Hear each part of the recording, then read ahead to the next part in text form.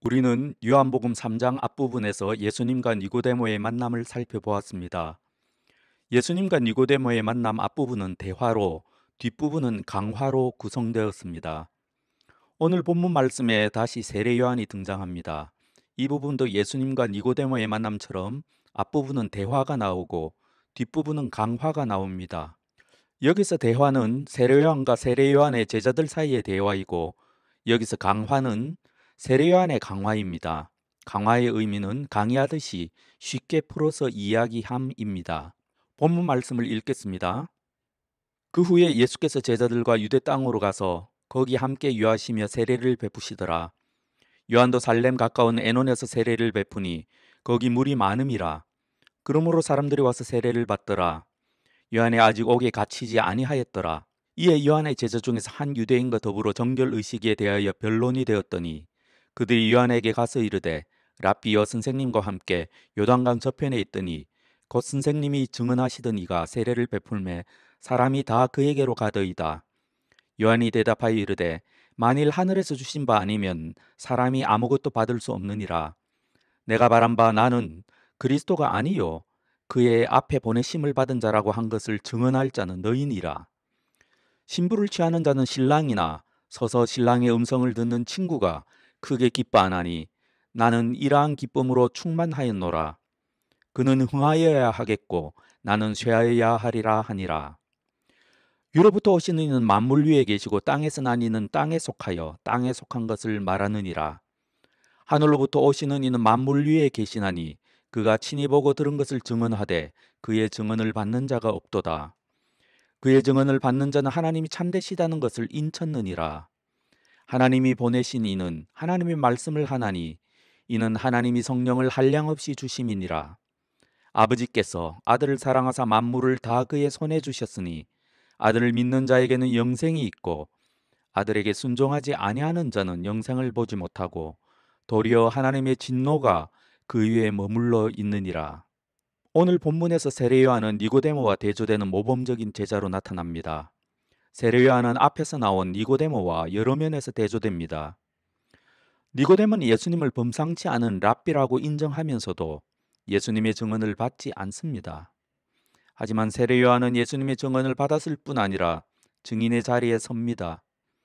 본문의 증언을 마지막으로 세례 요한은 사라집니다.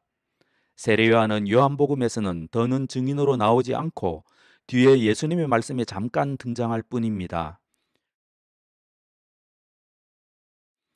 세례 요한이 체포되어 감옥에 갇히기 전의 일입니다. 예수님은 예루살렘에 계시다가 동쪽 요단강 근처로 가셔서 세례 사역을 하셨고, 세례 요한은 예수님 일행보다 약간 북쪽에 있는 살렘 가까운 에논에서 세례 사역을 하셨습니다.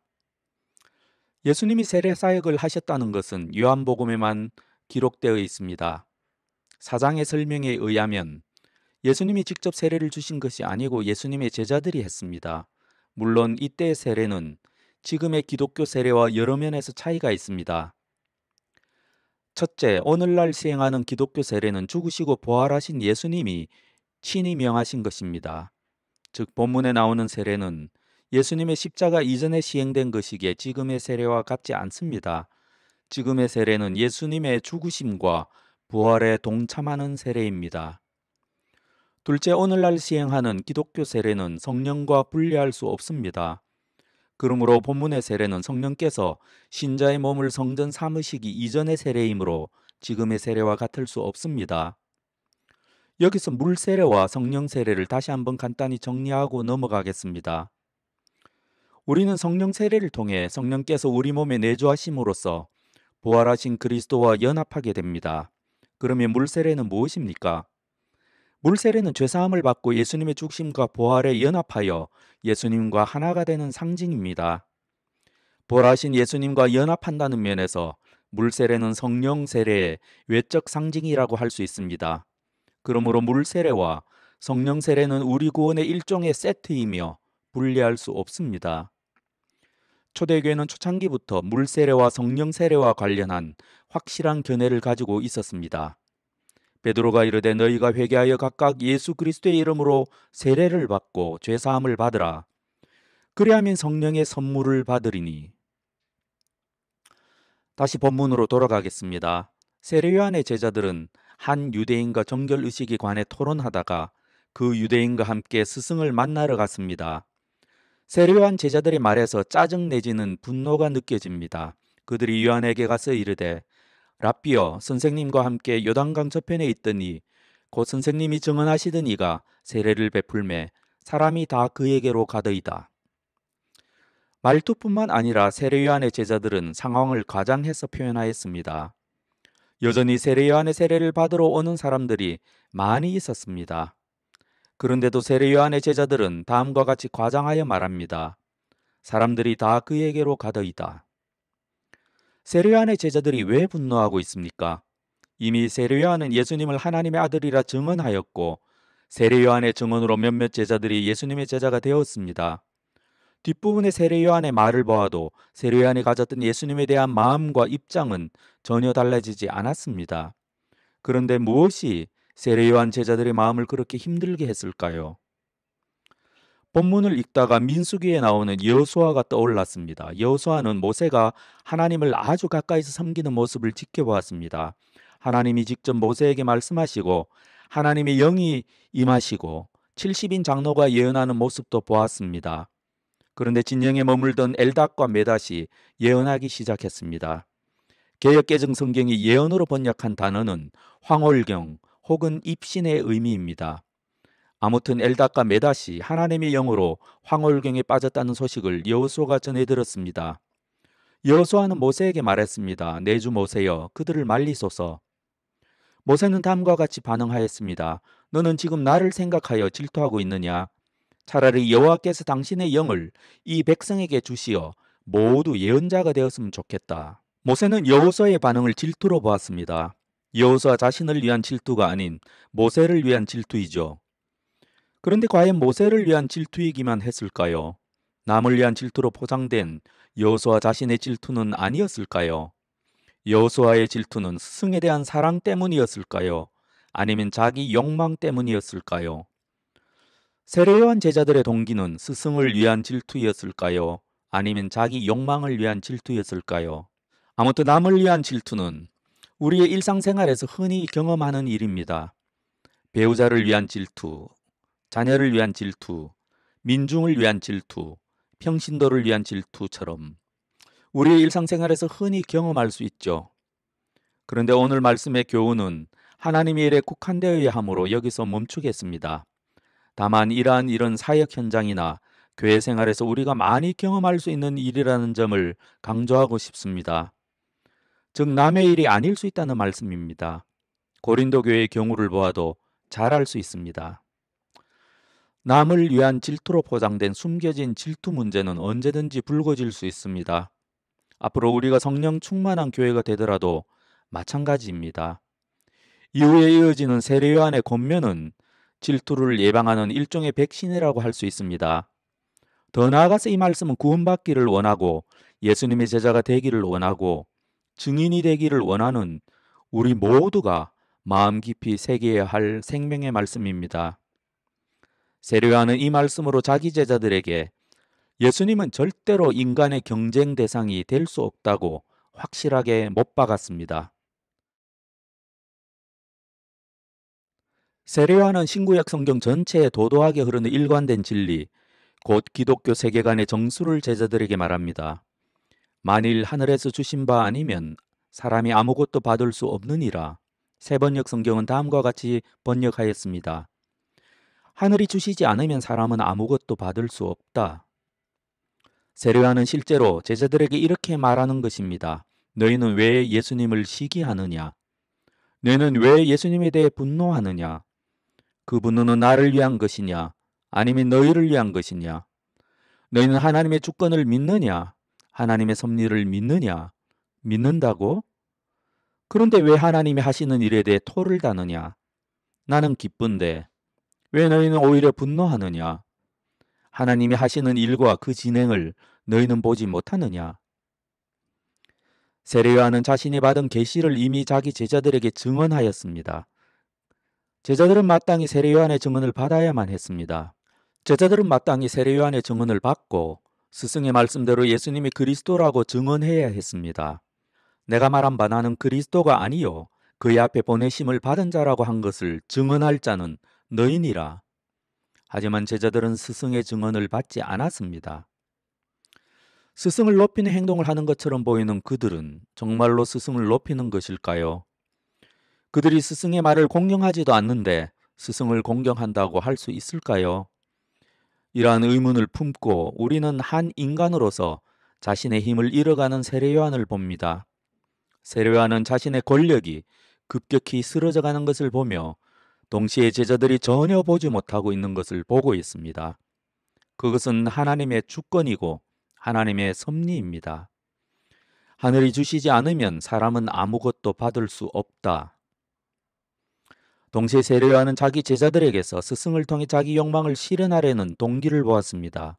제자들의 마음 깊이 숨어있는 동기는 자기 욕망의 실현이지 스승의 영광이나 하나님의 뜻이 아니었습니다. 그들의 시기와 분노의 근원에는 첫사람 아담이 가졌던 죄악이 있습니다. 세례 요한은 하나님과 경쟁하고 하나님을 시기하는 첫사람 아담의 죄악의 뿌리를 보았습니다. 그래서 세례 요한은 다음과 같이 말한 것입니다. 하늘이 주시지 않으면 사람은 아무것도 받을 수 없다. 제가 조사한 바에 따르면 무속의 세계에는 계급과 신분이 존재합니다. 소위 강신무당들은 각자가 소유한 소위 신령에 따라 위아래가 정해집니다. 여러 신령을 모신 경우에도 높은 계급의 신령을 모신 무당이 높은 자리를 차지합니다. 신령의 계급에는 옥황상제나 용왕과 같은 높은 계급부터 어린아이의 영혼인 태자기 같은 가장 낮은 계급까지 매우 다양한 것 같습니다. 강신무당을 만나면 서로가 모신 신령의 영적 파워를 인지하고 질서를 지킨다고 들었습니다. 그들을 사로잡고 있는 악령에 의해 그들의 인간성이 억제되는 것이지요. 이것이 악한 영의 세계이며 악한 영의 질서입니다. 무당들도 그러한데 하물며 거룩하신 하나님의 영의 통치를 받는 사람들의 모임은 어떠해야 하겠습니까? 예수님으로 인해 모두가 동등해졌기에 이른바 영적 질서는 무시해도 좋은 것입니까? 제가 영적 경험은 별로 없지만 들은 것이 좀 있습니다. 소위 성령 사역을 한다는 자들의 모임에서 흔히 발견할 수 있는 것은 장풍 싸움입니다. 겉으로는 하나님의 영광을 위한 것 같으나 속으로는 누구 장풍이 제일 센지 경쟁하는 것이지요. 자주 극단적인 예를 드는 저를 용서해 주시기 바랍니다. 하지만 오늘 말씀과 이러한 적용이 앞으로 영적 경험을 많이 하게 될 우리 교회의 분별과 시금석을 제공하게 될 수도 있습니다. 지금 말씀드린 사례는 가짜 영성의 전형적인 신뢰입니다. 이런 자들의 본성은 성령의 능력으로도 전혀 제어되지 않는 것 같습니다. 하나님의 주권이나 섭리보다 자기 욕망이 우선인 것 같습니다. 그리스도의 영광보다 자기 영광이 더 중요한 것 같습니다. 이른바 성령을 받은 자들이 이런 모습이라면 도대체 그들이 모시고 있는 영은 하나님의 성령입니까? 아니면 성령을 가장한 마귀입니까?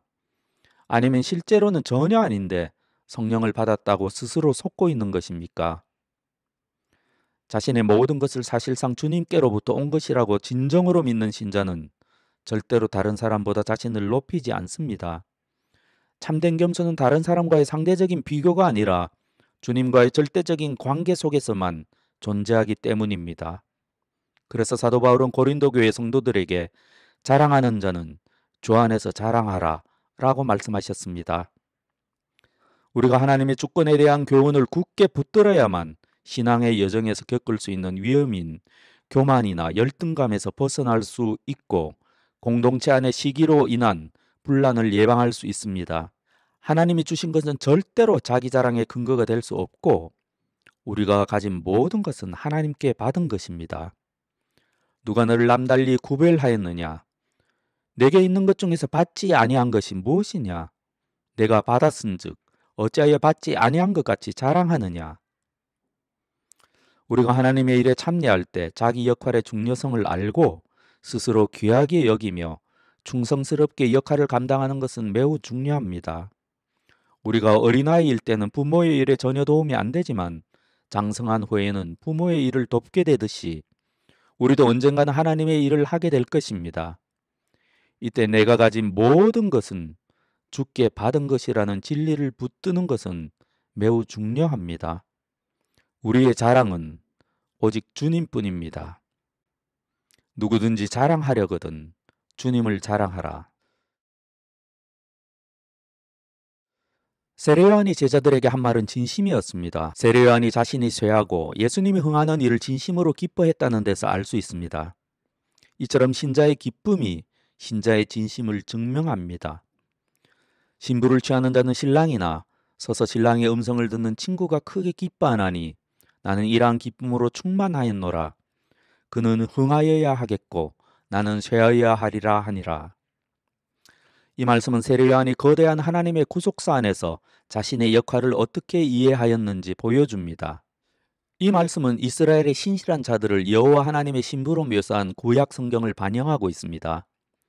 또한 요한복음 저자는 예수님의 부활 이후에 예수님을 신랑으로 교회를 예수님의 신부로 묘사한다는 사실을 염두에 두고 기록하였을 것입니다. 여기서 신랑의 친구는 고대 세계의 들러리를 의미합니다.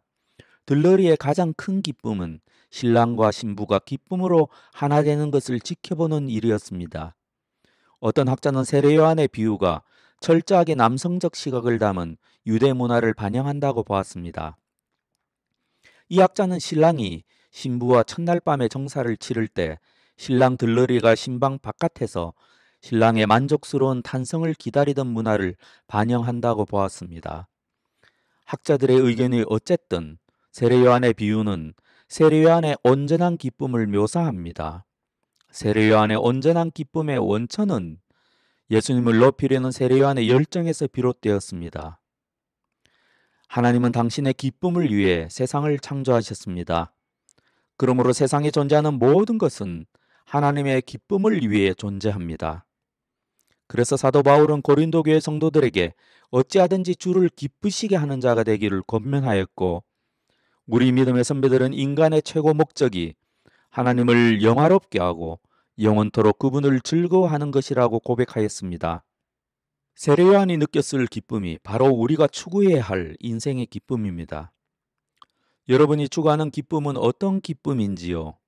다른 사람과 비교할 것 없이 다만 하나님과의 관계 안에서 하나님이 주신 나의 소명이 온전히 이루어졌음을 알 때 우리는 큰 기쁨 속에서 죽음을 맞이할 수가 있습니다.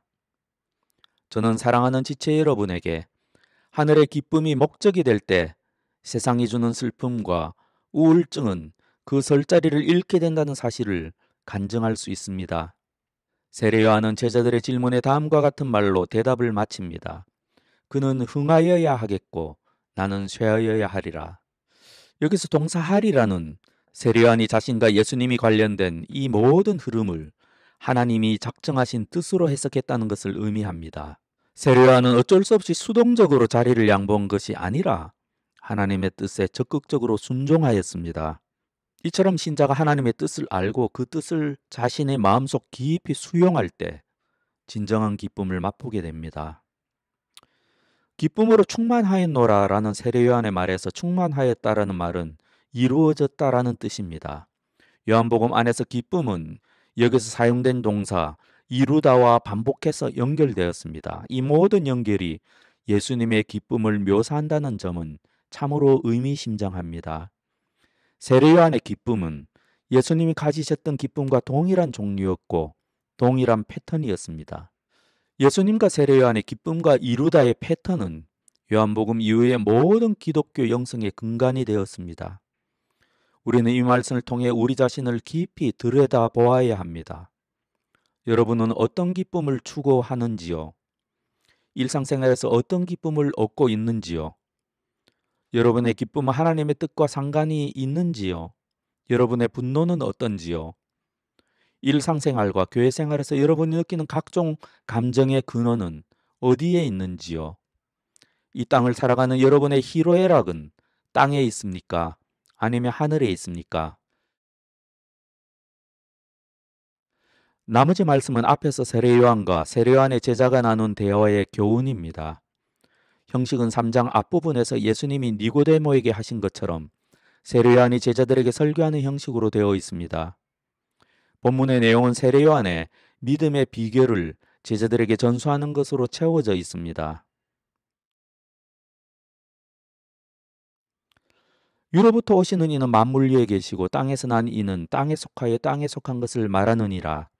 하늘로부터 오시는 이는 만물 위에 계시나니 그가 친히 보고 들은 것을 증언하되 그의 증언을 받는 자가 없도다.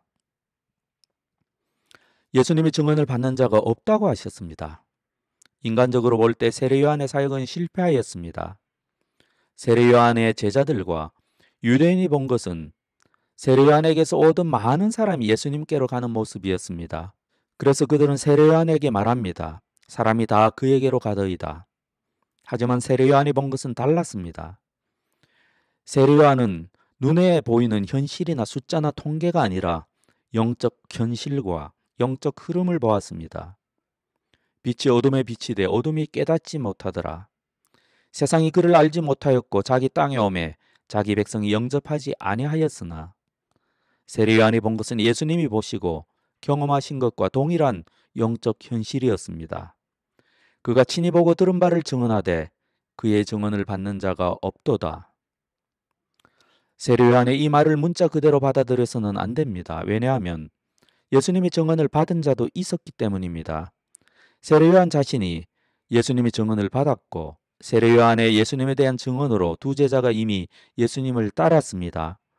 바로 다음 구절에도 그의 증언을 받은 자는 하나님이 참되시다는 것을 인쳤느니라 라고 되어 있습니다. 이 말씀의 의미는 예수님의 증언을 받는 사람이 거의 없다는 것입니다. 이스라엘 민족 전체 숫자와 비교해 볼 때 예수님의 증언을 받은 사람은 얼마나 적습니까? 요한복음에서 예수님께 몰려들었던 무리의 규모로 볼 때 영생의 말씀이 주께 있사오니 우리가 누구에게로 가오리이까? 라고 하며 끝까지 예수님을 따랐던 사람은 얼마나 적었습니까? 오늘날 수많은 교회 중에 영과 진리로 예배하는 무리가 얼마나 적습니까? 한국의 수바이처로 불린 유명한 장기례 박사는 부산 시민들과 섬기는 산정행교회 교인의 존경을 한몸에 받던 분이었습니다. 장기례 박사가 뒤늦게 진리가 없는 산정행교회를 떠나 이른바 종들의 모임으로 갔을 때 산정행교회의 많은 교인이 존경하던 장기례 박사를 붙잡으려고 조직적으로 애썼다고 합니다. 우리를 버리고 가지 마세요라고 울부짖는 교인들에게 장기례 박사는 다음과 같이 말했습니다. 내가 여러분을 버리는 것이 아닙니다. 내가 진리를 찾아서 떠나니 여러분도 나와 같이 가면 됩니다. 계속해서 교인들이 매달리자 박사는 다음과 같이 말했다고 합니다. 장기례 박사는 우리 주님이 경험한 것을 똑같이 경험하였습니다. 입술로는 나를 공경하되 마음은 내게서 멀도다라는 말씀이 있습니다. 여러분이 나를 존경한다면 붙잡을 것이 아니라 나를 따라오면 될 일입니다. 여러분이 나를 존경한다면 존경하는 사람이 택한 길로 오면 될 일이지. 여러분이 나를 존경한다면서 왜 내가 가는 길은 안 따라옵니까?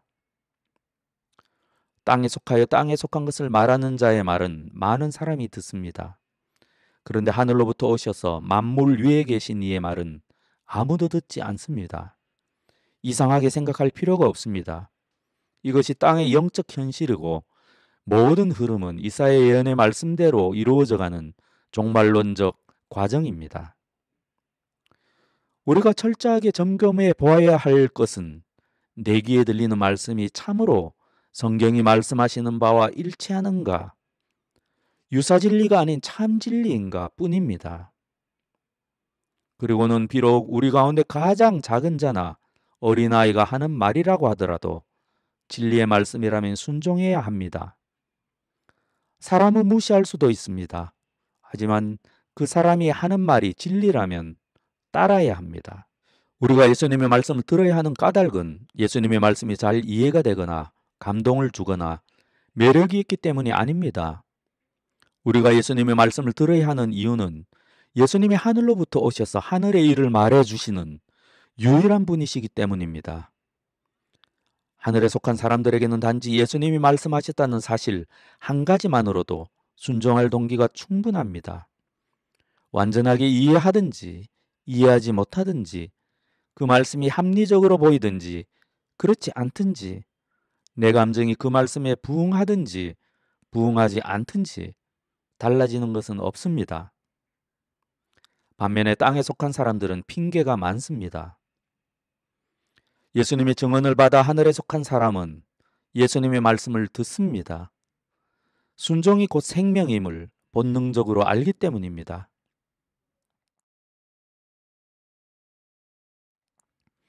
그의 증언을 받는 자는 하나님이 참되시다는 것을 인쳤느니라.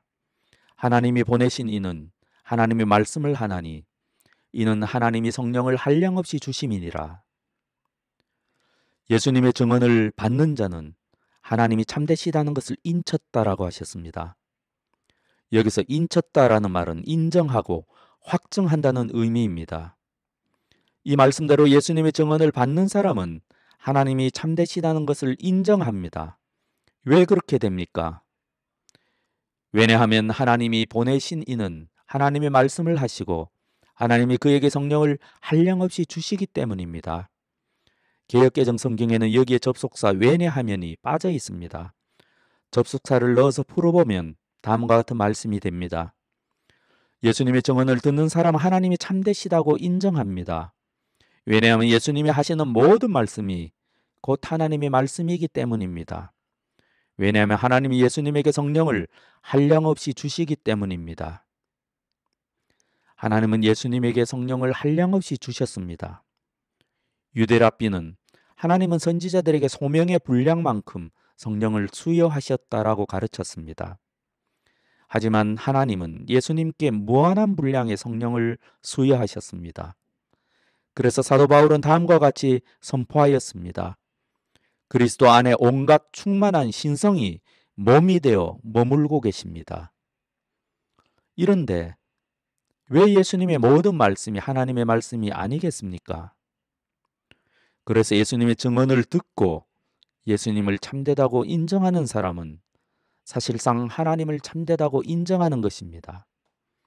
예수님을 믿는 것이 하나님을 믿는 것이고 예수님께 순종하는 것이 하나님께 순종하는 것이며 예수님의 계명을 따르는 것이 하나님의 계명을 지키는 것입니다.